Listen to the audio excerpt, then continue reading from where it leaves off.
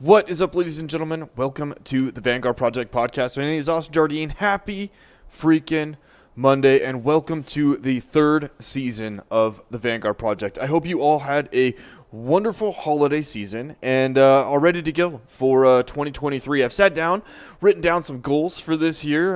If you follow me on the Instagram, you've seen that I have decided to take up bull riding, which I don't know if is a good idea or a bad one yet, but been sore, been having fun, started working part-time on a ranch, learning some new things, so it's been off to a good start. But I'm excited to be back with you all. Went to SHOT Show, met some new friends, some new cool, really cool people. So I'm excited to get back into it with everybody and kick 2023 in the teeth. So with that being said, I'm excited and thankful for all of you.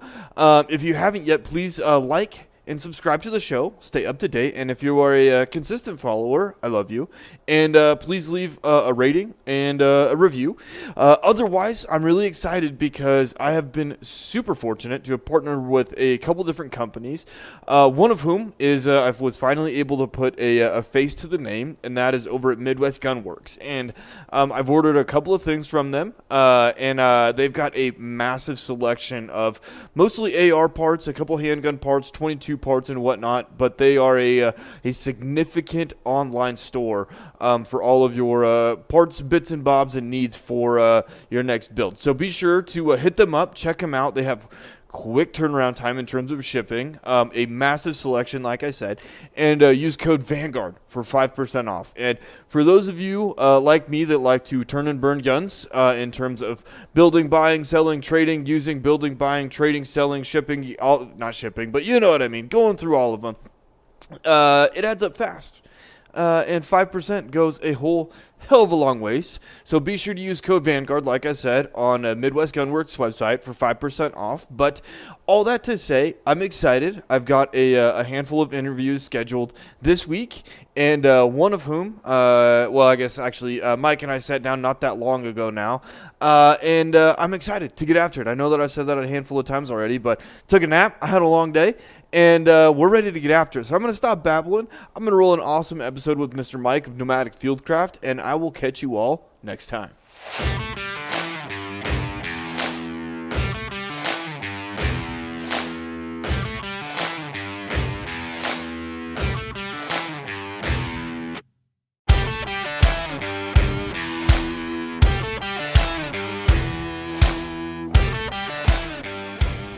What is up, ladies and gentlemen? Welcome to the Vanguard Project podcast. My name is Austin Jardine. Happy freaking Monday, because that's when this will be coming out. And actually, Mike and I are recording on a Monday evening. So, Mike, I'm excited. We connected just, I think it was like, Friday last week? Thursday or Friday last week. And a couple days ago. Yeah, and I'm excited because I was checking out your guys' podcast too. You do some fun little fieldcraft stuff. You guys run Nomadic Fieldcraft. And I'm excited because we were talking a little bit, and it sounds like you've done quite a few different things that have led up to where you're at now. And kind of in the vein of what I try and do with this podcast, right, is have guys like you who do some fucking cool stuff, kind of share your story. So I'm excited because you and I really haven't interacted beyond maybe the 10 minutes leading up to pressing record. So I'm excited, man. If you don't mind, maybe introducing yourself a little bit. I'm going to grab this marker and a piece of paper right here, and I'll take notes, and maybe we'll just get to know you and see what y'all are up to. For sure. Awesome. Thanks, man, for having me. So I'm Mike from Nomadic Fieldcraft. I usually just go by Nomad on there. We kind of started that, I don't know, in the last year, I guess. And I was military. Again, for people kind of listening and don't really know who I am, I'm from Canada. So I was in the Canadian military, and then I switched over to the law enforcement side. Only did that for a couple of years. Kind of transitioned out, not really sure what to do. Kind of dabbed in a school a bit, didn't really like it. And then I thought, okay, well, how can I kind of spread some of the knowledge and experience I've gained through my time as an adult in a uniform? And then I kind of stumbled into this space where I found kind of a gap where there's a whole bunch of like tactical stuff, and then the kind of non-tactical outdoor industry, like hunting, hikers, through hikers. But there's a lot of stuff that kind of blends in between all of it, and no one's really sharing that information. So I kind of fell with my experience from both. And then again, being from Canada, where it's not a very tactical space, I could bring stuff to both sides. Yeah, dude, that's sweet. So I'm taking notes. So I think you might be among the first people that I have spoken to in Canada, let alone having served in the Canadian military. Yeah, Can you kind of maybe share with me why you decided to go into the military and what kind of service looks like in the Canadian military? yeah, for sure. So I'm in my mid 30s right now, so anyone can do the math. I was like old enough to remember 9/11. I was a kid. I was in like high school, like grade 9, I think, grade 9 or 8 when 9/11 happened, but I was old enough to know what that was and what that context was. And again, I grew up in Canada. I wasn't in the States, so it didn't affect me as strongly as other people, but I still felt a sense of holy shit, there's like a war happening or could happen. And this is like my chance. And I kind of wanted to be a soldier when I was a little kid. So yeah, flash forward to I graduate high school in 2006. I walk into a recruiting center, like literally 17 years old. I say I want to join the infantry and I want to go overseas and fucking kill Taliban. And the recruiter stops me and thinks I'm a psychopath because that's not apparently the answer you say in Canada. So they like weren't really sure if I was what they were looking for, and I was like blown away because as a kid I like literally grew up watching every movie you could think of in like the early 2000s. Like Black Hawk Down, dude, I've seen like a million times, and I thought I was going to be a ranger walking into a recruiting center. Nice. So Okay. right? So yeah, I'm like, oh, it's a cultural thing, and I had no idea. So yeah, kind of flash forward. I joined the military, and for people who don't really know, without getting too deep into it, because it's honestly going to bore people with just the Canadian military context, but talking to other people in the States, Canada doesn't have differentiating basics between branches. So like Oh, I did okay. basic with Air Force and Navy losers, which makes no sense because I Okay. was infantry. Yeah. Okay, fair enough. So yeah, they kind of shove you all in the same thing to like train you up to quote unquote the same standard, but like anyone with a brain could figure out that standard's pretty like low if they have infantry guys doing like stuff clerks are doing, right? So Sure. that's just kind of how they run basic here. Yeah, I did all the training. Obviously, I got to a light infantry battalion with like a parachute capability. Canada does not have an airborne regiment. They did in the 90s. They haven't in a very long time. But I was there for the majority of my career. I went to Afghanistan at one point during the GWAT. Again, Canada's contribution is very small, so I don't even really talk about it, man, because Canada pulled out of Afghanistan like a decade ago. So again, anyone can do the math. I went over a decade ago, so my experience is dated, and like I'm not stupid. Like I get that. Um, yeah, Canada pulled out, I don't know, like 2012 or something. So, and then I got out, man, in 2017 when it got really slow at work in the army and it got really lame. And again, in 2006 when I joined, I literally wanted to go to Afghanistan. That was the only reason I got in. So when everything kind of slowed down, I knew it was time to get out. Yeah. So I'm thinking about this, right? So why was 9/11? And I'm going to ask kind of a couple questions Yeah, for sure. around this, right? So was 9/11 the main reason you wanted to go join the army? Or was there something more? Because like in the States, right, a lot of it is around service to the country, right? Yes. Yeah. Was that something for you as well and the Canadian kind of population in general? No, I had zero intention to serve, like to support the people or like make it a career. I only wanted to be a soldier to go to war pre 9/11 as like a child. And then Hmm. 9/11 was like a perfect, I don't want to say excuse, but I'm like, oh, this like validates my like belief in what being a soldier is. Interesting. Is that a common thing? Like a common No, shared feeling? No. Okay. no, Yeah, I guess no. you had mentioned that, huh? Okay. Yeah, yeah, not common at all. Just like I said, when I went to recruiting center, dude, they thought I was crazy. Hmm. So then, given that experience, right? This is maybe one of a few times I'll probably ask the same question. Yeah. But in that experience, what was maybe one thing that you learned or wish you would have known going either into the army or experiencing it or retiring? Um, so I kind of had a gut feeling walking into the recruiting center, especially getting that answer. And again, because Canada, they shove all three branches, Air Force, Army, Navy, on the same basic training. Mm-hmm. And the recruiter in Canada, they don't have like an Army recruiter or an Air Force recruiter. It's just whoever the hell you get in that center.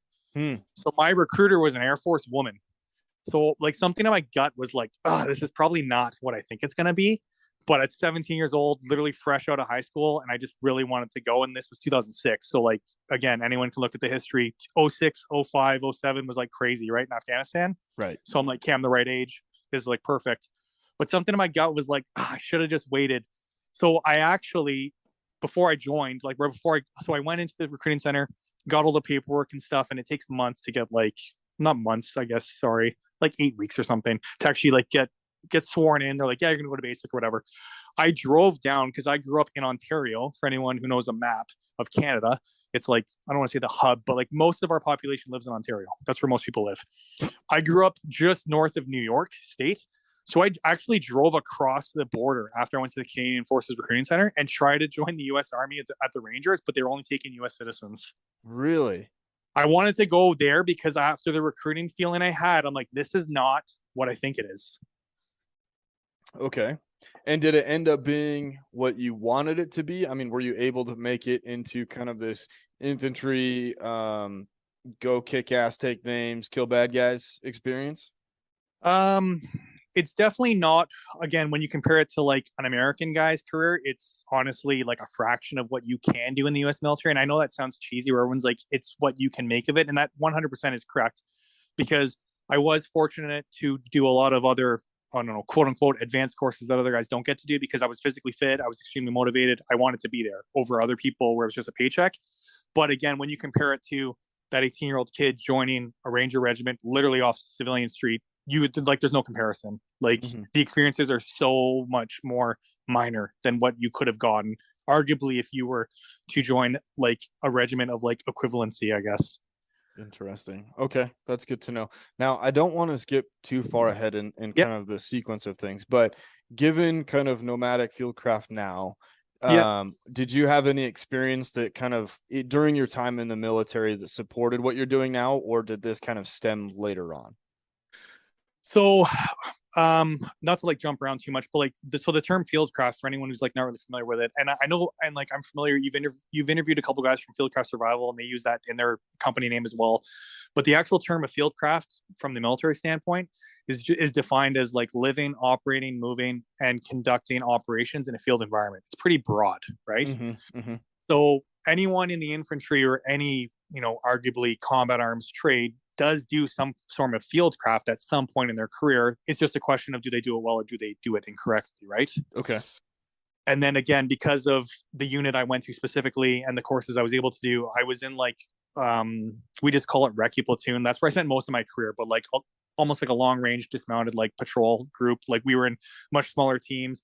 I wasn't mechanized. I wasn't really supervised by like the big green army. So like we kind of got to do our own thing. And in those type of roles, fieldcraft is literally your bread and butter because you're essentially unsupported. Okay. Okay. I'm taking notes. Got it.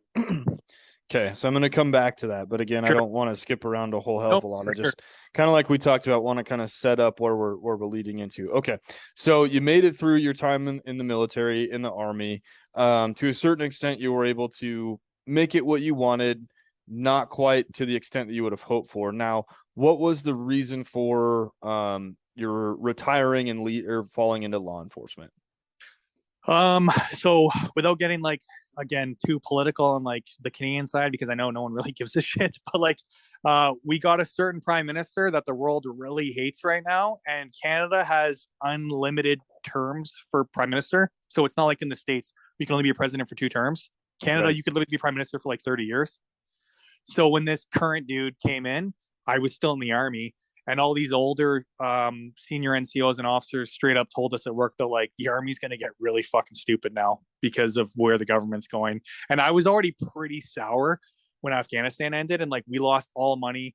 People started to like really be toxic and complacent at work, and I was kind of like a middle rank. I was the equivalency to an E6 for the U.S. Army guys, like listening if they understand that system. Yep. I was in charge of like a squad, but we use different terminologies, but I was the same rank as an E6. So I had been in, yeah, I did like almost 12 years by the time I got out. So by the time our government had changed to the current government, this was 2013, I think, 12 or 13 or 14, around that time frame. I knew, I'm like, yeah, I got to get out of here. I'm like, it's getting terrible. Was that a hard decision for you to make? And hard being like, one, you're changing careers, giving up what you know to go into the great unknown. Was that challenging or pretty straightforward? So I told with it for about a year. I wasn't really sure because again, when I got in, like, you know, like 9/11, I remember GWAT was like huge. All I thought I was going to do was be a soldier. And then I saw the transition at work where it started to shift on the focus was no longer on like war fighting or making warriors. It was on like being whatever the political agenda was currently. And they were just going to push the army in that direction. So whenever I like came to the conclusion that like I didn't really want to be a part of that anymore and it didn't sit with me morally, I'm like, hey, I need to get the fuck out. Mm-hmm. Okay. So when you got out, you had mentioned that very few folks go from military to law enforcement. There Why? are Okay. sorry, go ahead. I was gonna No. say, why? What led you to law enforcement rather than? I know you'd mentioned previously, kind of before we hit record, maybe going back to school Mhm. or pursuing some other trade work. Yeah, so a lot of people, and what I mean by it's not common, again, because like in my age category or my generation, I guess would be the easiest way to explain it. I didn't retire from the military. So how they describe it in Canada, to actually formally retire, you have to do 25 years as an enlisted man. In the States, it's 20, it's 25 in Canada. Okay. I only did like, I did just under 12. So I did not retire. I broke my contract. That's the actual term. Oh, In, okay. yeah. I did not know that. Okay. Yeah. So when you break your contract, and again, it like I'm not going to get into well, it's obviously like for me, it wasn't a dishonorable discharge. That's not a thing. The term in Canada is VR. I voluntarily released. So I broke my terms of service. I'm like, I don't want to be anymore. I want to get the fuck out. Like I don't want to be here anymore. And it's very common. A lot of people do that because they don't want to last 25 years, or a lot of guys will only do like 5 years and they're like, this isn't for me, and they kind of get out.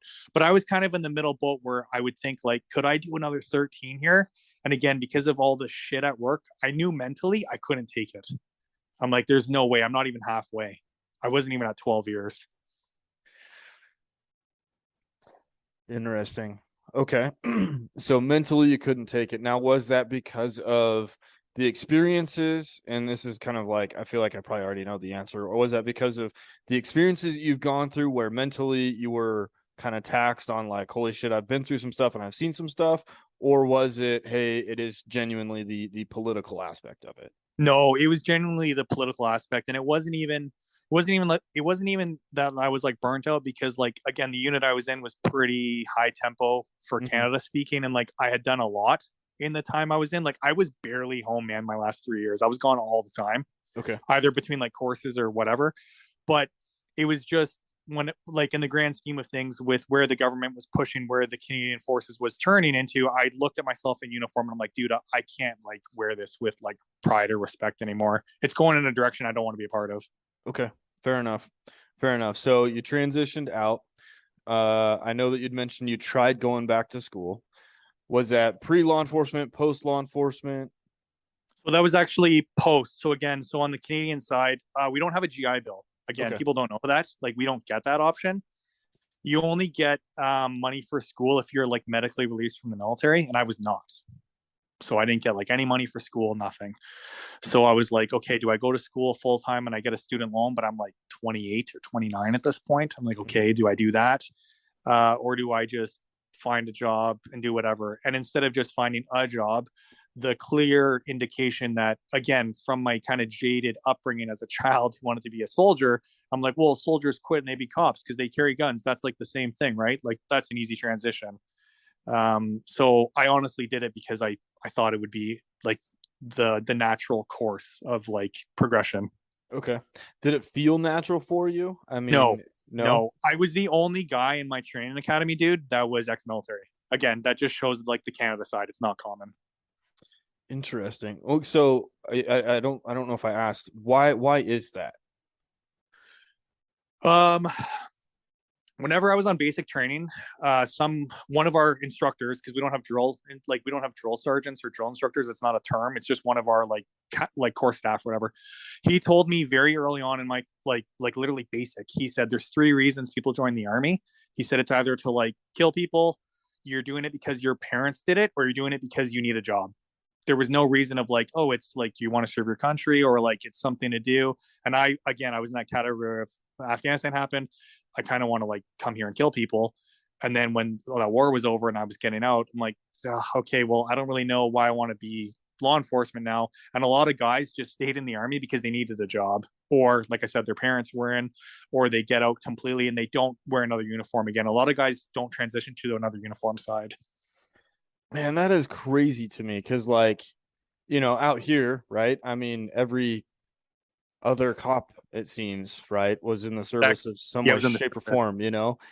But I guess I wonder too, right? I mean, what, and this is kind of an interesting community question, I think, more than anything, but like, what, I don't know how I want to ask this, right? I guess what type of people are you dealing with though on the streets? Are they genuinely like shitheads? Is crime rampant? I mean, I haven't looked at crime statistics in Canada at all ever, so I have no idea kind of what you're dealing with.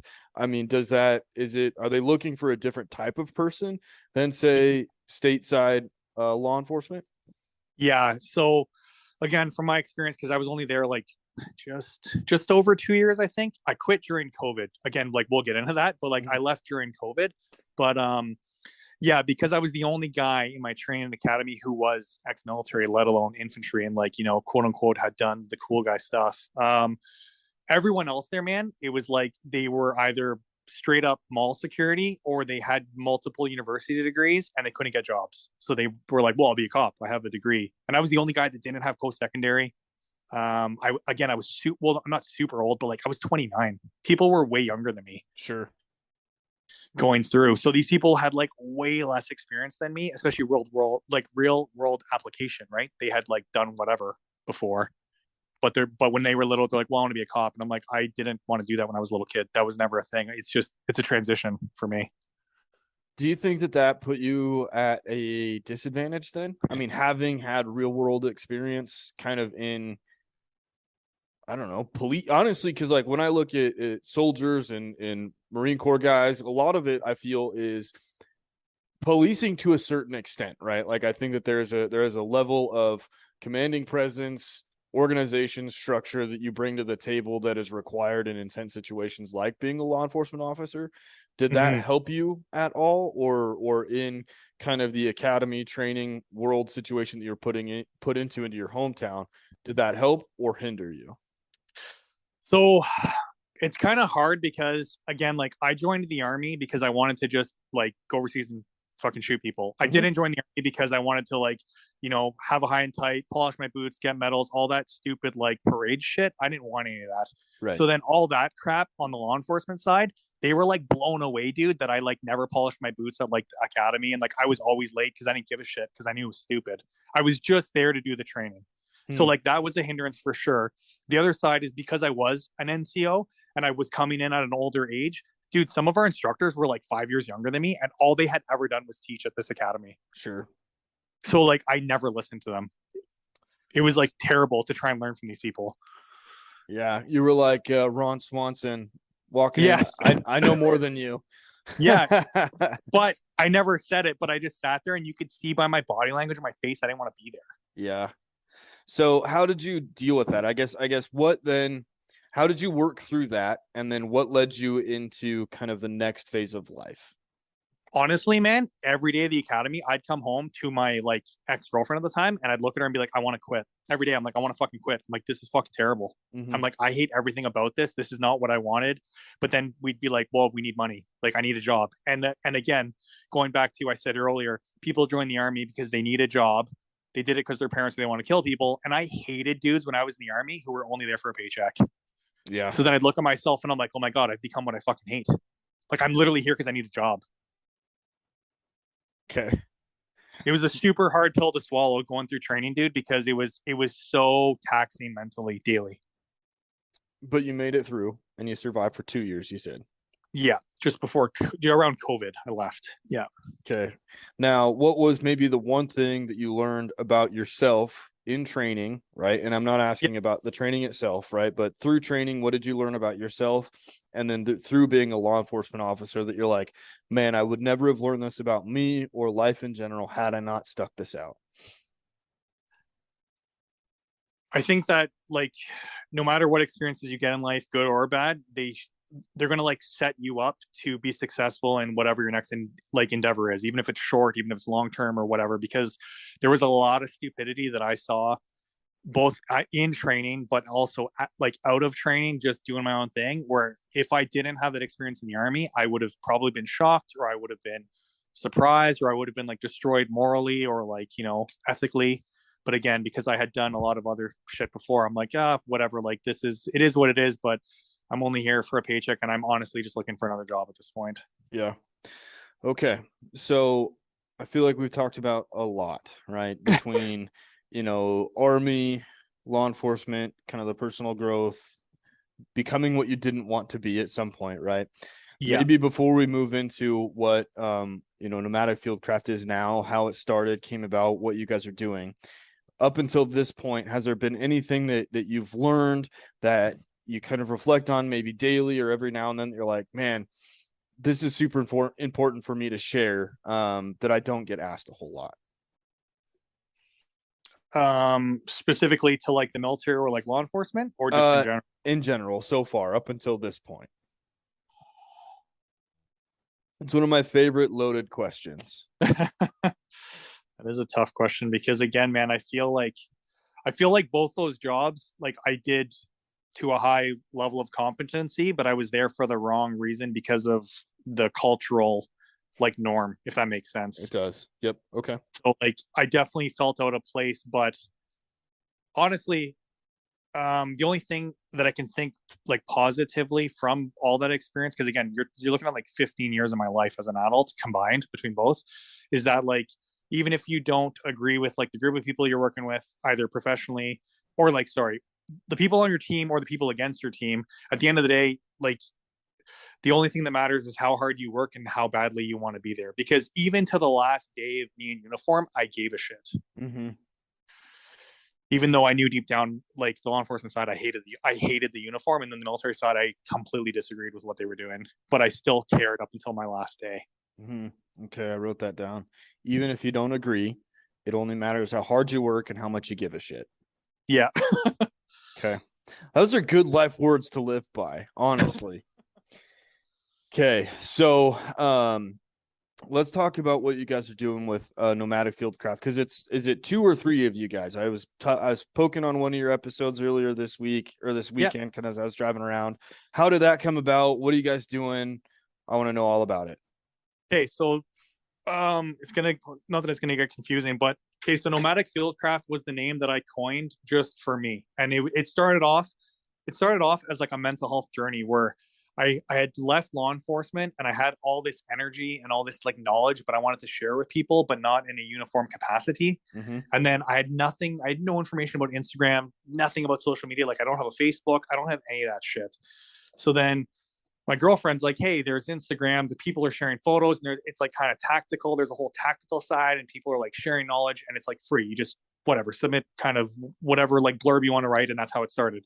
So I kind of did that first, and then through that, I found another person online that we ended up like collaborating like 8 months ago, and we started our podcast, First Response Fieldcraft Podcast, and that's both of us. And he's still law enforcement in the States, and he also was military.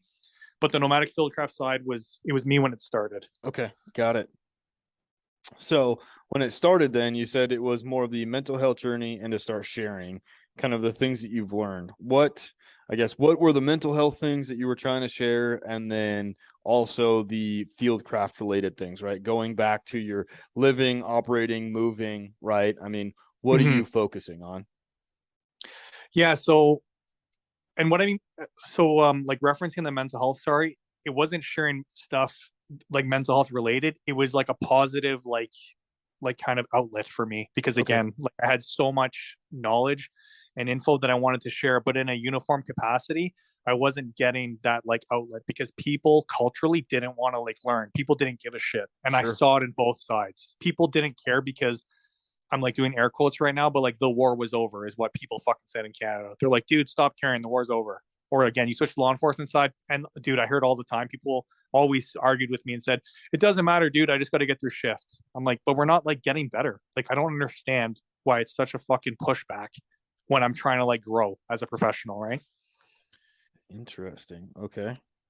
Is that common? Okay, it's funny because you kind of already said that, but is that outside of being in uniform, universally across Canadian culture, when we're talking specifically, I guess in this case about fieldcraft and growing better, right? And I Yeah, don't how to frame that up without sounding like a total asshole, right? Or is it? I don't want to use the word complacent, but is it it complacent? is complacent. 100% it is. Because, dude, we used to say that all the time in the army that complacency kills. And then again, at some point, the army stopped saying that. And then I was being told my attitude was like toxic and wrong, and I'm trying to like push it too hard or whatever. So I'm like, okay, dude, like you don't want to grow, I'm out of here. I'm gonna grow and I'm gonna find my own tribe. Maybe I'll find law enforcement. I go there, it was fucking worse. I'm like, okay, these are not the dudes I'm looking for. I need to find other people. That's crazy to me. So then, excuse me. So then with your podcast and your Instagram page and what you're trying to do, right? You're obviously trying to provide a lot of the information that you've learned, gleaned, that you love and appreciate, right? Mm-hmm. Who are the type of people that you're trying to, I guess, get in contact with, right? Or reach out to? What type of information are you sharing, right? I mean, I feel like I know the answer to this question, but asking for listeners. So there's a huge, again, like people may disagree with me, but anyone who's like listening to your show is in this quote unquote tactical space. There's a huge disconnect with anyone ex-military and law enforcement is like they're on one side of the fence, and anyone who's not and wants to like suck them off for knowledge is on the other. Whereas there's no one kind of giving information, and I'm not saying for free, but like offering to help all types of people instead of just bro vets, or like, oh no, this course is only mil and light LE, or like, oh no, we're only going to help civilians because we don't want to touch the mil LE side because like we disagree with it politically or whatever. But I'm like, but there are aspects that can help all sides, and that's kind of like where I envisioned it when I started sharing this information was, okay, what have I learned? Because I've worn 2 uniforms in a short time sprint, or in a short time frame relative to how young I am. And then I am pretty big outdoors, obviously, because of the stuff I'm into. So I'm like, okay, what can I share that will actually affect the most people, but not gatekeep any information, or not like kind of neglect another group? Because again, that's like that was the first thing I saw, was there was so much information on the tactical side, but they weren't sharing it with civilians. And then all the civilian hiking, hunting dudes didn't really give a shit about the tactical side because they're like, well, it's not applicable to me. Mm-hmm. So then you're much more of a holistic approach to an entire person's capability, both tactically and Like practically. practically, yeah, right. Practically would be the way to describe it. And then again, because like kind of like the way we were talking before you recorded it, I was saying like I know certain things to stay in my lane, again because like I'm like all the information we're talking about, I'm not talking about anything shooting related, because anyone who can like go on Google and look it up, Canada literally banned every firearm. And even before they banned it all, Canada doesn't have a fucking firearm culture, because again, I'll reference back to the LE side. Dude, I literally shot 3 days a week outside of work with steel. Like I stole ammo from work to go shoot because we never did it. And no one on my shift would meet me at the range or the gym because they were fucking complacent. Nobody cared. Because it's a cultural thing, right? Nobody cares. They'll do the bare minimum. Okay, I'm thinking about this. So then at the end of the day, right? So I'm looking at your logo right now, right? Kind of as we're recording. Yeah. As you kind of share the knowledge, right? What are maybe the 2 or 3 core values of non-complacency are you trying to preach to folks? First and foremost, you're always a student, like regardless of your background or your quote unquote clout resume from you being ex SF or ex whatever subject matter expert in your industry. There's always someone who's going to know more than you, so you should always have that mind frame that you can learn something from somebody. Okay, so I feel like again we've covered quite a few different things. And with what you're doing now, right? I think you said you recently kicked this off. Where are you hoping to turn this into, like a YouTube channel, full blown kind of tutorial style, or are you going to start teaching classes? I mean, if people want to start getting really close to you and following you and what you're doing, I mean, how can we, I guess, stay up to date and see what you're doing? Yeah. So again, whenever this started, it was like, okay, how do we just share information? And then whenever I collaborated with Static, like that's his call sign he uses, because again, he's still very active law enforcement. He's in the States. He's ex-infantry as well.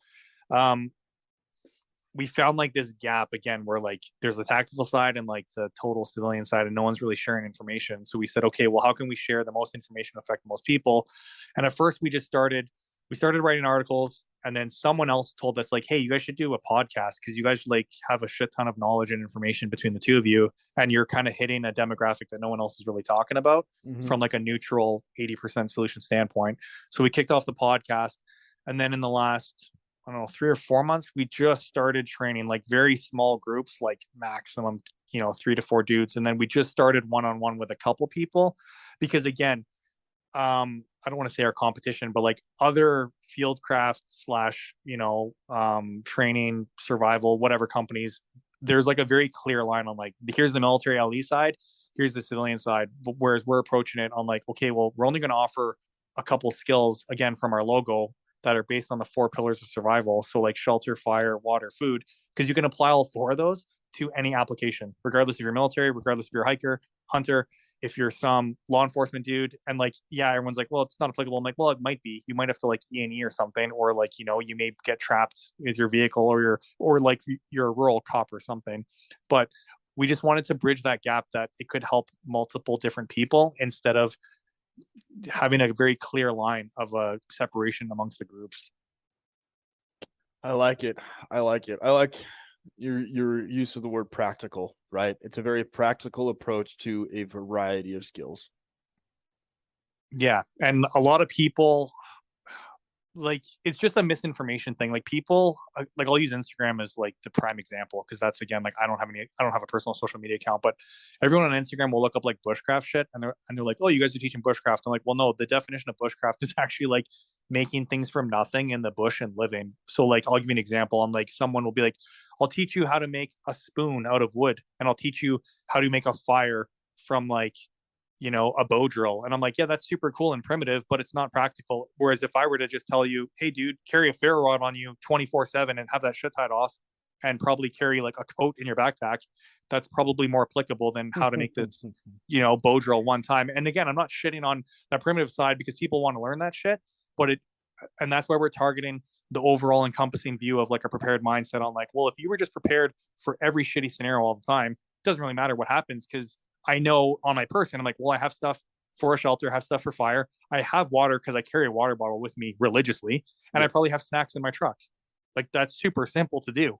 But people, again, aren't looking at it from a practical application. They want it to be super sexy because some ex-Green Berets teaching it, or some crazy dude off of the show alone who's super primitive. I'm like, okay, well, what about normal people who just want these skills? Yeah.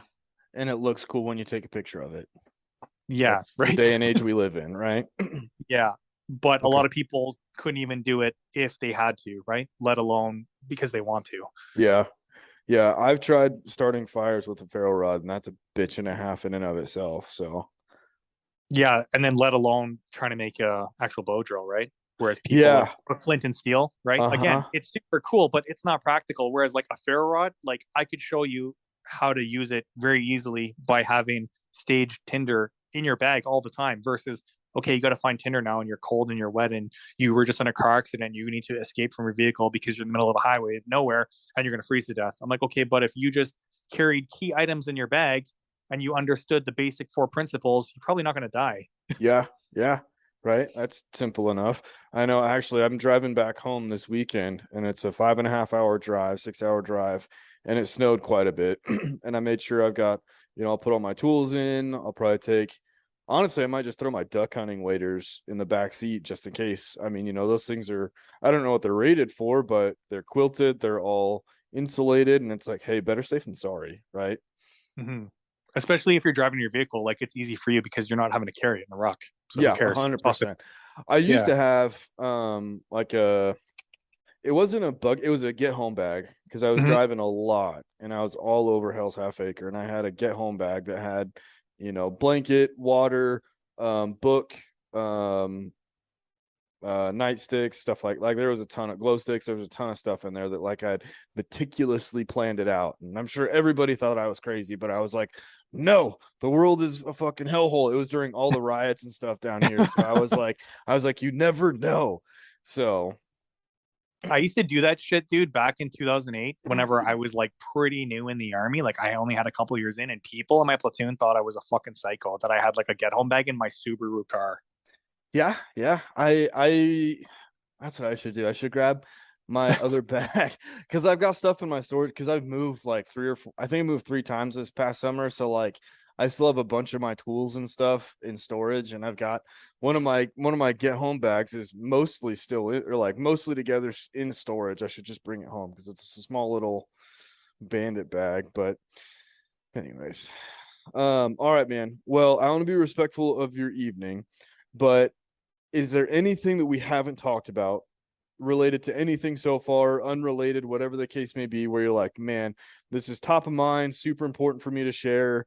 I haven't got this out yet. I'd like to talk more about X. Anything in particular that pops up?